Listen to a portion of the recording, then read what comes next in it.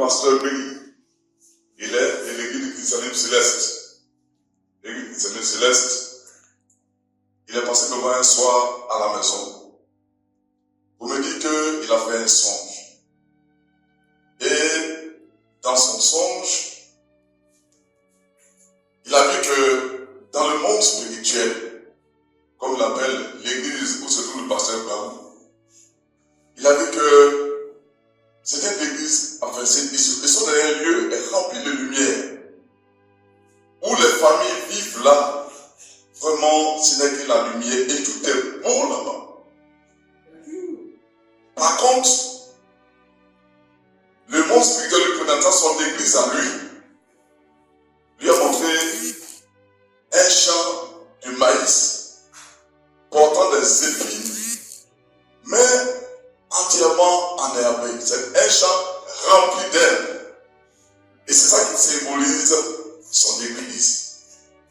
Et donc, il est venu me demander de l'aider pour que les conditions qu'il doit remplir pour quitter le champ rempli d'air pour passer à la lumière, il puisse connaître ces conditions. Et il a demandé que nous venons éduquer la jeunesse de son église pour que cette jeunesse puisse aller à la bénédiction. Ça, c'est le premier. Le second témoignage, c'est que nous louons un local qui nous sert de lieu de culte. C'est vrai que c'est pas le standard souhaité.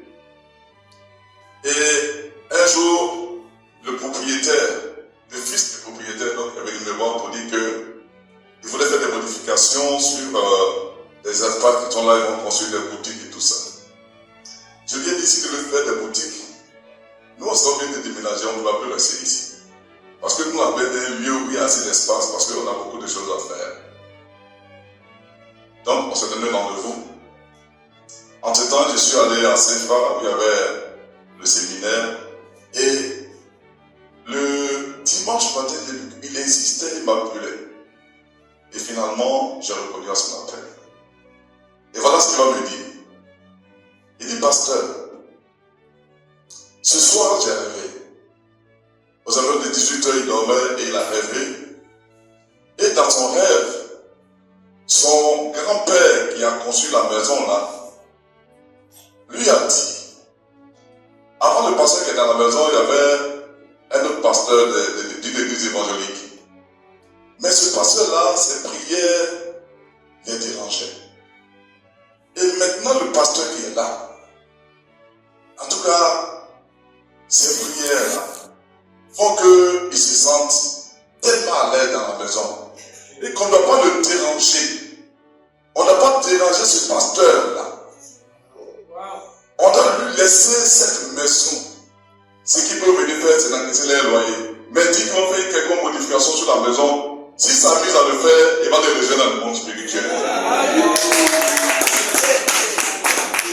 Il dit, voilà, ta tante vient de mourir à cause de la même maison. Donc, laissez le pasteur là, tranquille. Dans cette maison. Le jour où il doit partir, il partira. Mais avec lui, les prières qui se font ici là, nous font du bien. Donc voilà, et je vais dire, mon ami, moi je n'étais pas dans ton rêve, hein. C'est toi qui étais là-bas. Et c'est toi qui es venu m'expliquer. Donc dis à tes soeurs et autres là, de ne pas nous déranger. Pour ne pas que demain, on dise que nous, l'église a tué les gens. Non. Ton grand-père t'a parlé. Donc respectez sa volonté. Nous, on veut faire les modifications. Permettez-nous de faire les modifications que nous voulons faire. Et à la longue, on pourra voir si on peut acheter ce lieu. Donc, sur ce point-là, en tout cas, les choses sont en train d'avancer également progressivement. C'est-à-dire que très souvent, nous-mêmes, nous ignorons notre valeur en tant que famille bénie centrale. Nous sommes des trésors pour le ciel. Je pense que la Bible le dit incessamment. Nous devions prendre conscience de cela. Ma première expérience, ça me concerne moi-même. J'étais en train de marcher dans la rue. Et puis, mon pied a cogné un obstacle et je suis tombé. Quand je suis tombé, automatiquement je suis mort. Je suis donc rentré dans le monde spirituel, mais les choses que j'ai vues là-bas, non, c'est extraordinaire. Le royaume des cieux dont on parle dans le monde spirituel, ce n'est pas de l'amusement. Donc faisons en sorte à alléguer notre vie aux zéniths. Vous savez, très souvent on dit, pasteur, va vous envoyer des candidats ou des séminaristes au séminaire. Ça m'a dit qu'ils payent les transports, les frais des séminaires. Ce sont des pasteurs, mais tout ça, nous les payons. Nous les payons. Mais en général, on pense que on est en train d'investir inutilement. Mais je vous rassure, faites l'expérience de payer les séminaires de vos enfants spirituels de bon cœur. Faites-le et le retour là, vous allez comprendre. En tout cas, au niveau d'Issia, et ça c'est également le secret du témoignage, ouvrons non seulement la porte de nos cœurs, mais surtout la porte de nos maisons. Parce que l'enfant spirituel, quel que soit son rang social, aura toujours besoin de venir chez toi à n'importe quelle heure. Si ta porte est fermée, tu ne verras plus, ni en église, ni au téléphone. Soyons sûrs, et ça, moi je fais mien, où je fais mien de cette parole de notre Père dans l'autobiographie. Il dit, nourrir, c'est aimer. Nourrir, c'est aimer. Ouais. Et ici, nous allons mettre la tradition des repas après le culte. Après le culte, nous mangeons ensemble. Des fois, on peut rester jusqu'à 17h, 18h, 19h. Ça, c'est tous les dimanches. Et mon grenier de riz ne désemplit pas. Bien que nous mangeons tous les dimanches, même si c'est 10 kilos de riz, on prépare. Toute la famille mange avant qu'on ne se sépare. Faites cette expérience-là et vous verrez si vos églises ne grandiront pas, frères et sœurs. Vous savez, nous avons une plateforme où les pasteurs se retrouvent, où on met des activités ensemble. Mais j'ai la conviction que dans les églises, ils n'ont plus de message à donner. Ils ont atteint, j'allais lire le point, voilà, ils ont atteint de terminer le message. Donc, en général, sans que je ne sois invité, le dimanche matin, je me retrouve dans leur église. Et dès que j'arrive, le pasteur dit, ah, pasteur Barou, tu m'as sauvé. Aujourd'hui, c'est toi qui donne le message. Et je donne le message. Je donne le message. Et quand je lui donne le message, lui-même, il me suit pour en savoir davantage. Je visite les églises. Je visite les églises sans y être invité. Dimanche, j'ai dit aux frères là-bas, d'ailleurs maintenant, je fais le culte de manière tournante. Enfin, il y a un dimanche où les jeunes donnent, le dimanche, ce sont les mamans qui donnent le culte. Donc moi j'ai le temps d'aller rendre visite aux autres églises. Voilà. Et c'est comme ça que ça marche. Et nous avons des réelles relations de cœur, de communication.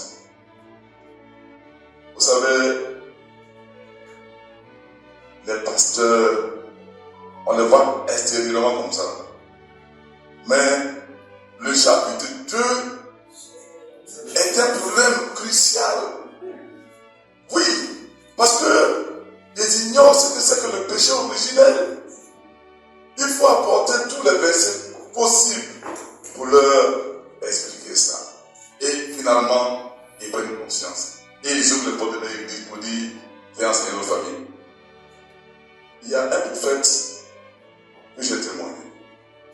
il a envoyé son secrétaire à la formation à 5 ans. J'étais là, un matin à 7 heures, il frappe à la porte. J'ouvre, c'est lui qui entre.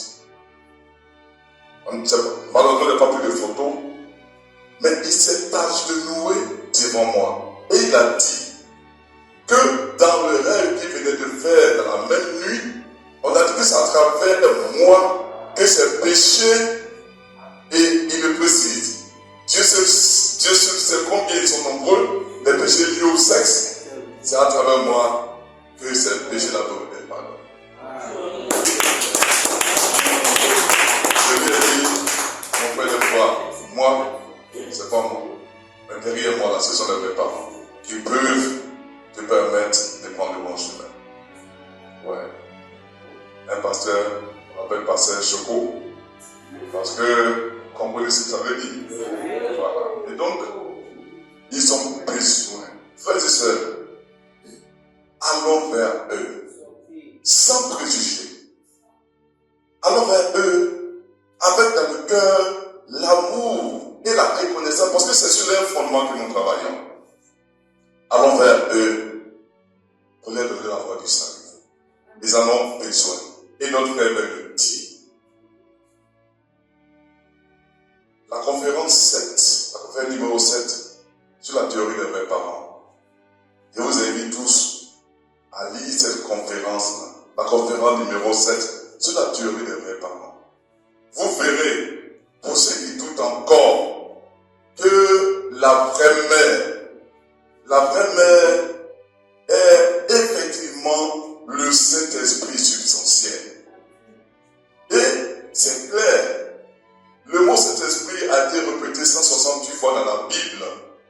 Et quand on dit l'épouse, il doit arriver, le mot épouse, comme c'est expliqué, est utilisé au singulier. Donc, elle est unique.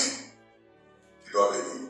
Soyons conscients. Lisons la conférence numéro 7 sur la théorie des vrais parents. Et nous saurons.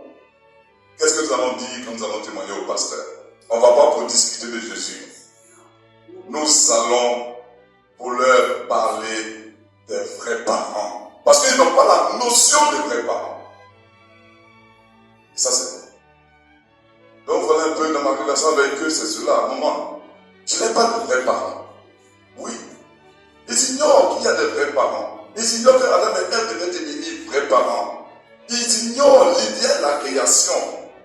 Pour eux, Dieu est un Dieu de l'idée machiavélique. C'est-à-dire, il crée un monde et permet que le péché se commette pour qu'il soit sauveur. Voilà tous les voies Dieu. On doit leur enseigner le Dieu parent, le Dieu du cœur, et non le Dieu qu'ils ont. Je vous remercie.